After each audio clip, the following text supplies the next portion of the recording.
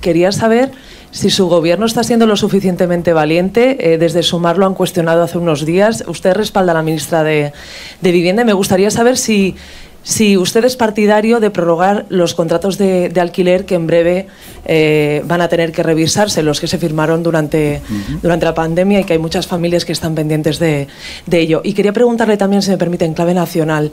Hoy han comparecido en el Senado el exgerente y la gerente de su partido. Sí.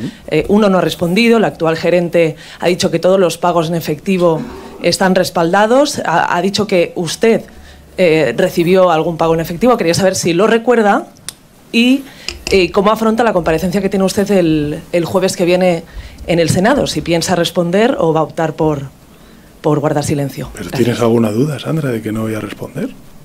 Le pregunto. Pues eso sí sería una noticia, ¿no? Si digo que no voy a responder, pues claro que sí, yo voy a ir a la comparecencia. Por cierto, que creo que soy el presidente del gobierno que más veces ha comparecido en las Cortes Generales de la historia de la democracia. Voy a comparecer, voy a responder con total transparencia, porque ese no solamente es mi compromiso, sino mi convicción, ¿no? Respecto a la pregunta sobre la financiación irregular, a ver,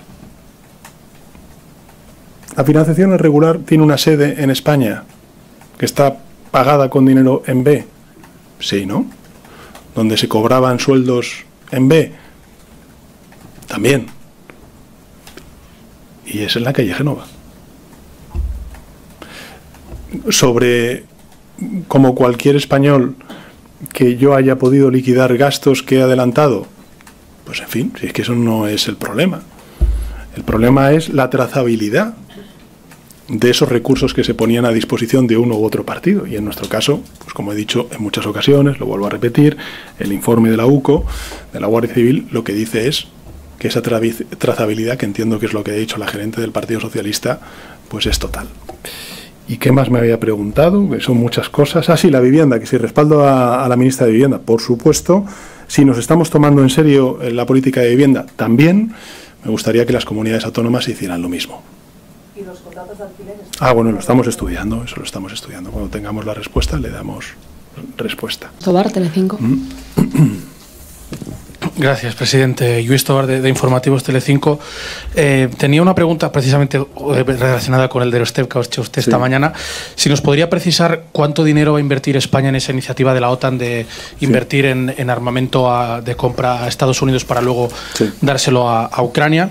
Y luego también relacionado en esto y en el gasto en defensa, ayer el secretario general de la OTAN, Mark Rutte, dijo en público que cree, y se lo ha dicho a usted o a España, que no es posible cumplir con el objetivo del 5% en defensa con el 2,1, y no hablaba de capacidades. Cree que lo que dice usted de que con el 2,1 ya se puede cumplir con el 5, él cree que no es posible.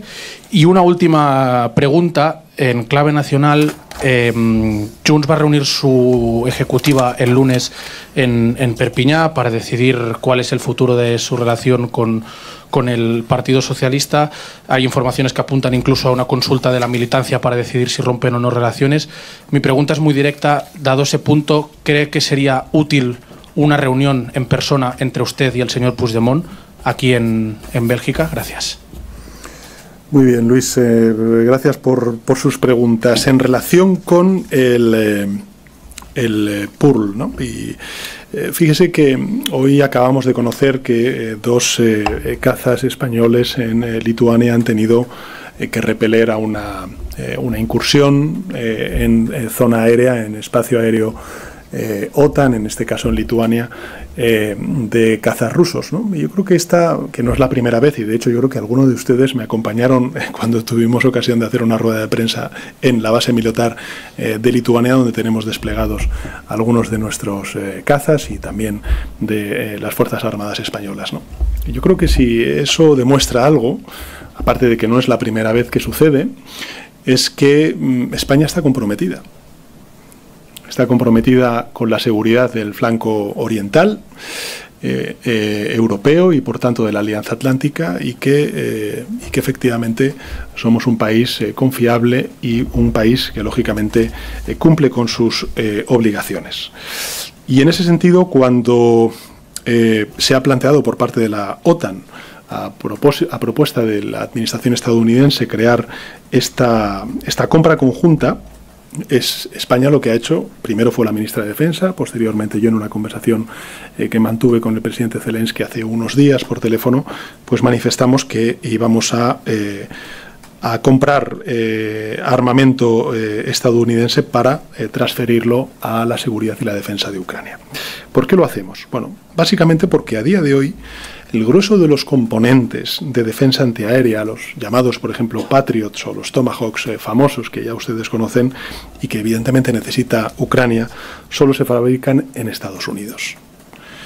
En fin, ojalá en un futuro cercano, cuando hablamos de autonomía estratégica, y de hecho el instrumento SAFE y algunos de los proyectos emblemáticos que vamos a financiar con dinero comunitario para reindustrializar Europa y por tanto para fortalecer la industria europea de la defensa, pues puedan ser fabricados en Europa. En todo caso, como saben ustedes, para llegar a ese 2%, nosotros pusimos en marcha lo que hemos llamado el Plan Industrial y Tecnológico de la Seguridad y la Defensa Española, donde más de 10.000 millones de euros de incremento lo vamos a destinar en más de un 90% a inversiones en suelo europeo, y de ese 90%, 8 de cada 10 euros van a ir a la industria de la defensa española. Con lo cual, estamos construyendo esa autonomía estratégica que necesita Europa, por la que ha trabajado y trabaja España, para crear no solamente ecosistemas, sino también empleo y también seguridad y autonomía estratégica en suelo europeo. Por tanto, esta es la primera de las cuestiones. La segunda de las cuestiones, en relación con el secretario general de la OTAN, yo lo he dicho siempre, lo saben ustedes, el 2,1% del PIB no es una cifra que se haya inventado el gobierno, ni por supuesto su presidente, sino que las Fuerzas Armadas, una vez se acordó con la OTAN las capacidades que tenemos que poner en marcha, que tenemos que garantizar de aquí al año 2035, nos sale 2,1% del PIB. Por tanto, ese es el acuerdo y por supuesto lo vamos a cumplir. De hecho, creo que si algo he hecho como presidente del gobierno ha sido no solamente cumplir con mis compromisos, sino con los de antes. Porque antes hubo otro presidente, que en 2014 firmó que España iba a gastar el 2% del PIB en defensa. Y cuando yo llegué al gobierno, pues me di cuenta de que no estábamos gastando el 2%, que estábamos gastando el 0,9%. Por tanto, he tenido que pasar del 0,9% al 2,1% del Producto Interior Bruto. En fin, si alguien ha cumplido, soy yo. Y por tanto, la oposición en esto debería mirarse más al espejo y ser más humilde en sus críticas, ¿no? Y en relación con la última de las cuestiones, lo he dicho esta mañana. A ver, yo respeto, por supuesto, el funcionamiento interno de cualquier partido político. Faltaría más. Lo que está en manos del Gobierno de España estamos cumpliendo. Lo que está en manos de otros, estamos trabajando para que se cumpla.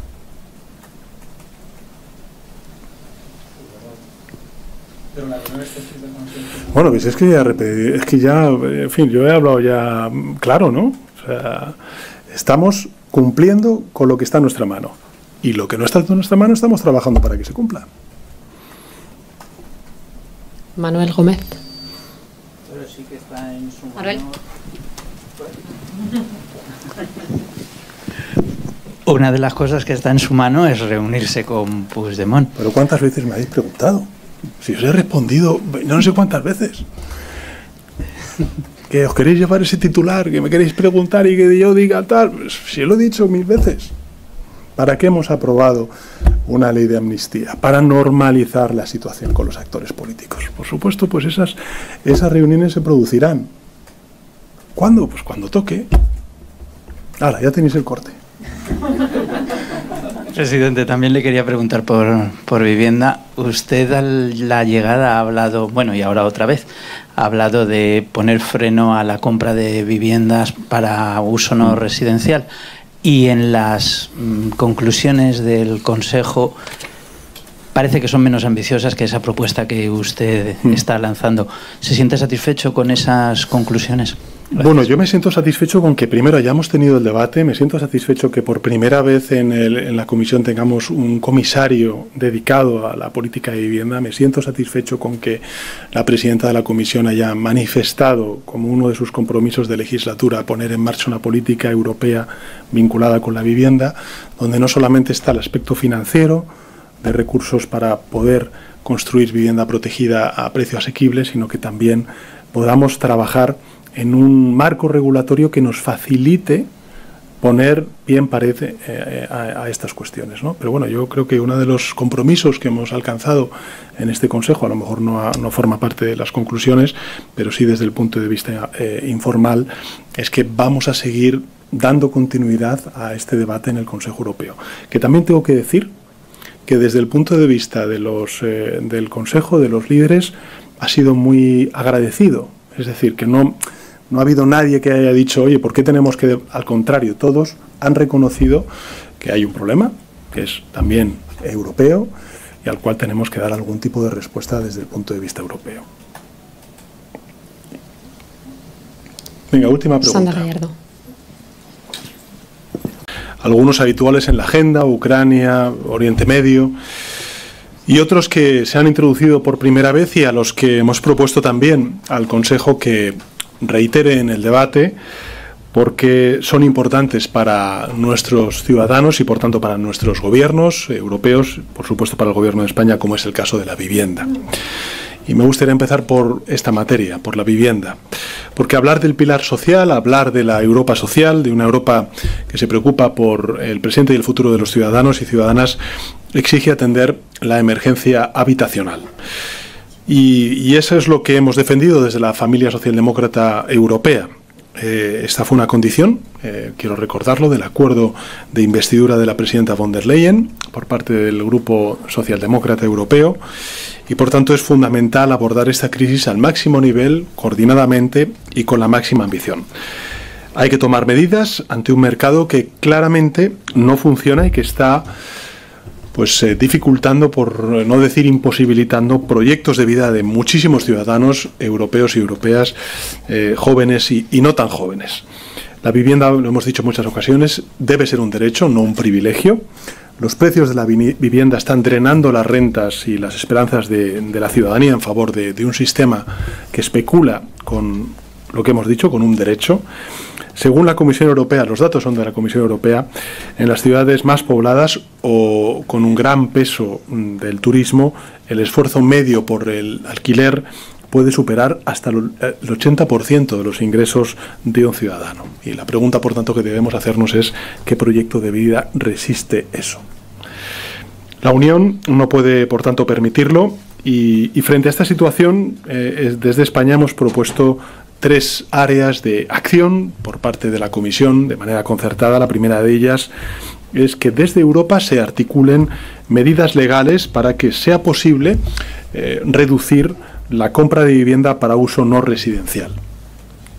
En segundo lugar, que nos den a nivel europeo palancas para poder actuar sobre las zonas tensionadas, las zonas, los barrios de estas ciudades que o bien como consecuencia del turismo o bien porque son grandes urbes, pues se sufren una tensión importante en sus precios tanto de compra como de alquiler. Y finalmente, que se ponga a disposición financiación comunitaria específica para la construcción de vivienda protegida asequible. Y creo que ahí la financiación europea debe estar al servicio, por tanto, de una de las principales preocupaciones ciudadanas, como es el acceso a la vivienda. Quiero reconocer también el liderazgo, el impulso que le han dado alcaldes y alcaldesas de las principales capitales europeas, porque este es un problema, el de la vivienda europeo. Gracias al alcalde de Barcelona, a Jaume Collboni, por supuesto a la alcaldesa de París, a Anne Hidalgo, al alcalde de Roma, de Dublín, de Lisboa, a través de la alianza Mayors for Housing, ya que han pedido al presidente del Consejo una acción decidida y ambiciosa, que es en definitiva lo que hemos tratado hoy en este Consejo. Otra preocupación de nuestros ciudadanos ha sido, lógicamente, la situación en Oriente Medio, en Palestina, durante estos últimos dos años. Hoy tenemos un horizonte de esperanza Y sin embargo, ya en los primeros días hemos visto la fragilidad de los acuerdos alcanzados. Tenemos una oportunidad que es alcanzar la paz. Hoy estamos en una tregua, en un alto el fuego, podemos alcanzar la paz y para eso desde España hemos propuesto 4 cuestiones. La primera, mantener la máxima presión sobre las partes para implantar el acuerdo y, por tanto, no reducir el compromiso de sanciones frente al gobierno, en este caso de Israel, hasta que no se cumplan con los acuerdos. En segundo lugar, que hay que garantizar la llegada masiva y urgente de ayuda humanitaria, que hoy por hoy no está aún garantizada ni permitida. En tercer lugar, tenemos que desarrollar una estrategia comunitaria de seguridad para Gaza, para la Franja de Gaza, y consolidar el alto el fuego. Y en cuarto lugar, debemos apoyar a las instituciones palestinas, a la autoridad palestina, para hacer posible la gobernanza y la reconstrucción. Y evidentemente no olvidar que el último fin en el medio plazo debe ser la configuración de 2 estados, uno el de Israel y otro el de Palestina, que puedan vivir en paz y en una coexistencia pacífica y segura. Sobre la competitividad y agenda verde, bueno, yo creo que el planteamiento de España lo conocen. Creo que España además se presenta en el ámbito del crecimiento económico, la creación de empleo y la competitividad con una hoja de servicios muy importante, muy fuerte. El Fondo Monetario Internacional acaba de actualizar, lo saben ustedes, nuestra previsión de crecimiento económico para el año 2025 al 2,9%, por tanto casi el triple que la zona euro y muy por encima de las grandes economías europeas. Una previsión de crecimiento económico que va a continuar también en el año 2026, según nos dice el Fondo Monetario Internacional y el resto de organismos internacionales. Por tanto, creo que estamos demostrando desde España que se puede crecer y crear empleo, que se puede crear empleo y también subir el salario mínimo interprofesional, que se puede crecer y también reducir los gases de efecto invernadero, como estamos haciendo desde España. Somos el tercer Estado miembro que más emisiones de efecto invernadero está reduciendo gracias a la transformación energética que venimos impulsando desde hace 7 años y, sobre todo, el que más empleo está creando, unos 585.000 en el último año, según la encuesta de población activa. Creo que es mañana cuando también se va a presentar y se van a conocer los datos de la encuesta de población activa y, según los indicadores adelantados, pues esperamos tener también buenas noticias, buenas cifras cuando hablamos de la creación de empleo en nuestro país. Por tanto, a los que abogan por reducir derechos o desproteger o desmantelar las políticas del clima, desde España lo que les decimos con toda humildad es que la agenda verde es el motor, es uno de los principales motores, no un obstáculo para la competitividad. Lo sabemos porque lo aplicamos y porque también lo estamos viendo en términos económicos en nuestro país. Draghi, el ex primer ministro italiano, marcaba el camino al señalar que la descarbonización debe ser uno de los principales impulsores de la reindustrialización europea. Europa no será más competitiva importando combustibles fósiles de terceros países, sino seremos más competitivos si reducimos con renovables el precio de la electricidad, que es lo que estamos haciendo en España. Lo he dicho en muchas ocasiones, hoy España el 60% de la electricidad proviene de energías renovables y como consecuencia de ello hemos reducido en un 50% el precio de la electricidad de hace 7 años a esta parte, ¿no? Por tanto, creo que ese es el planteamiento que hace España. Gracias a que hemos doblado la potencia instalada de renovables desde 2018, pues fíjense, las proyecciones de precios de la electricidad para los próximos años son incluso un 20% más baratas que en los países de nuestro entorno. Y esto es competitividad, esto es atracción de inversión y es reindustrialización, como estamos viendo en nuestro país. Tenemos que mantener la ambición climática. Este es el planteamiento que tiene el Gobierno de España de cara a la cumbre de la COP en Brasil. Asumimos que es un debate complejo, que requiere posiciones constructivas, también que se adapten a las realidades de cada Estado miembro, para alcanzar ese objetivo intermedio que nos ha marcado la ciencia del 90% de reducción de emisiones de gases de efecto invernadero en el año 2040 si queremos ser neutrales en el año 2050. Somos conscientes de las necesidades de cada país. También yo he expuesto las nuestras, las de España. He recordado que desde el año 2023 al año 2025, o mejor, sí, creo que es de 2023 a 2025, Europa se ha gastado más de 40.000 millones de euros en pérdidas económicas como consecuencia de los efectos del cambio climático. En España saben ustedes que también estamos en cifras que rondan los 20.000 millones de euros como consecuencia de todas las reconstrucciones que hemos tenido que hacer y todas las ayudas que hemos tenido que trasladar a muchos de las regiones, de los sectores afectados. Saben que se cumple un año de la Dana en la Comunitat Valenciana. Y durante estos 12 meses, hemos transferido desde el Gobierno de España 8.000 millones de euros. 8.000 millones de euros. Es decir, de cada 100 euros que ayuntamientos de la Comunitat Valenciana, que hogares, que empresas, que industrias han recibido de instituciones públicas, pues casi el 90%, el 85% para ser más exactos, provienen de la Administración General del Estado, del Gobierno de España. Pero estamos hablando de, en 12 meses, 8.000 millones de euros en solamente un territorio como es la Comunitat Valenciana. Esa es la dimensión del coste que representa el no actuar, además, lógicamente, de las pérdidas humanas que desgraciadamente vivimos en la Comunitat Valenciana y en otros territorios del país como consecuencia de esa Dana y de otros muchos efectos climáticos que venimos sufriendo durante estos últimos años, de manera cada vez más acelerada en la península ibérica. Otros temas que hemos tratado, pues los conocen ustedes: Ucrania, seguridad y defensa, y finalmente la cumbre del euro, donde pues hemos podido contar con la presencia de la presidenta del Banco Central Europeo. Hemos debatido sobre el contexto económico y financiero internacional, también el europeo, y aquí de nuevo pues la economía española, como saben ustedes, destaca por las buenas cifras de crecimiento económico y creación de empleo. Dos temas que han sido prioritarios en este debate y que me parece importante al menos que conozca la opinión pública española. Uno es la necesidad de avanzar decididamente en el euro digital. Yo creo que estamos avanzando en la correcta dirección para su creación en un pronto tiempo, y el reforzamiento del papel internacional del euro, como también las políticas para reforzar la soberanía y la resiliencia de la Unión. Por tanto, yo creo que necesitamos que Europa atienda a las empresas, a nuestra seguridad, a las preocupaciones de nuestros ciudadanos, en este caso a la cuestión de la vivienda. Esa es la Europa que España está defendiendo en este Consejo, y ahora pues evidentemente quedo a disposición de los medios de comunicación para responder a las preguntas. Siempre teniendo en cuenta que hemos hecho un doorstep antes esta mañana donde se han respondido a muchas preguntas por parte de los medios de comunicación.